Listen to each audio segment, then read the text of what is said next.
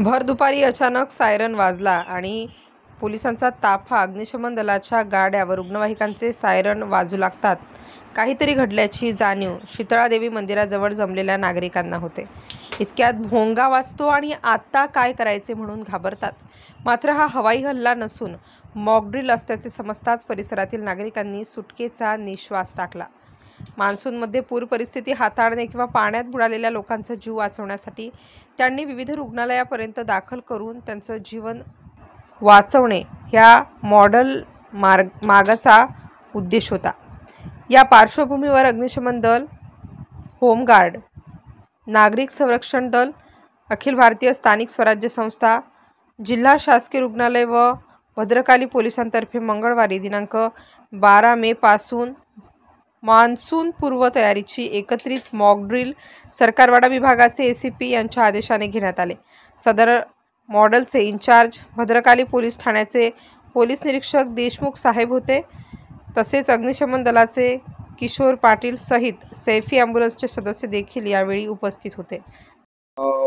माननीय एसीपी साहेब सरकारवाडा विभाग यांच्या आदेशानुसार या ठिकाणी एकत्रित मॉकड्रिल जी आहे ती घेण्यात आली.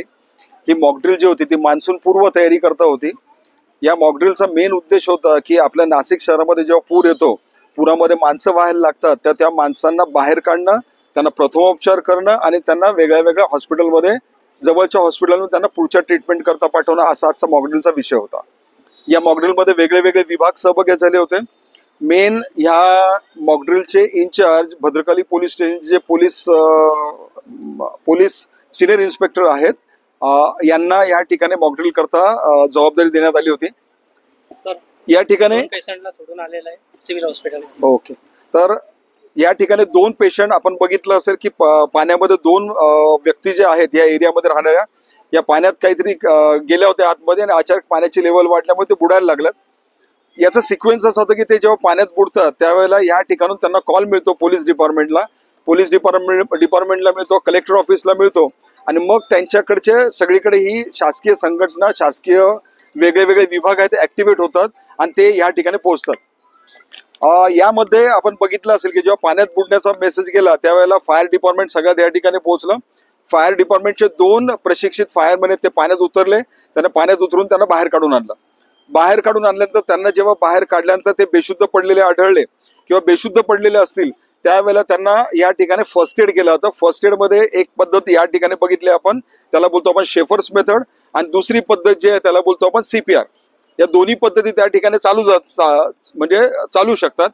शेफर्स पद्धतीमध्ये त्याच्या पोटातलं पाणी काढून मग त्याचा थांबलेला श्वास चालू केला जातो आणि CPR मेथड मध्ये त्याचा श्वास बंद पडलेला असेल, हृदय बंद पडलेलं असेल तर त्याला त्या ठिकाणी CPR केलं गेलं. म्हणजे patient Deshmukh, Bhadrakali police station, माननीय एसीपी सरकारवाडा विभाग यांच्या आदेशाने आज या ठिकाणी पूर नियंत्रण परिस्थिती याच्यामध्ये मॉकड्रिल आम्ही आयोजित केलं होतं.